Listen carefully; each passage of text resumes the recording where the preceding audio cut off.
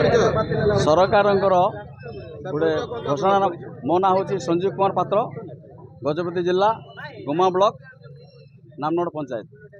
मु आसती आज ओटीटी परीक्षा देवाई स्पेशल ओटीटी परीक्षा देवाई किंतु सकाଳେ शुणा पाइली जे सरकार बोर्ड बोर्ड कर्तृपक्ष कौन कर परीक्षाटा को बातिल कर उद्देश्य को लेकिन बातिल कर क्वेश्चन पेपर कौटी भाइराल है कौन होती से विषय में आमर क्या पाखे भी किसी सूचना ना सूचना न थी परीक्षाटा को जो स्थगित कले से आम जी मानने शिक्षक भाई मैंने भौणी मैंने अच्छा समस्ते माने क्षोभ प्रकाश कर यार किसी गोटे तदंत करा जाऊ आउ पुनर्बार केमती कौन कर परीक्षा हम तार विचार करापर आ गोटे कथा कही रखे आमर जिते एक्स कैडर भाई मैंने अच्छा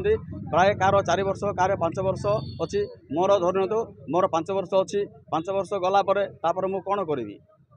मोर भाग्य पूरा अंधार बुझे मो आगु भी अनेक भाई माने अन्य सार माने सब रिटायर्ड हो सारे बुझे मुझे हाथ जोड़ी नेहराई कहूँ आमर जो गणशिक्षक एक्स कैडर भाई माने जो अच्छा से केमती कौन करी सरकार किसी गोटे करंतु आउ से पास करने व्यवस्था टी करंतु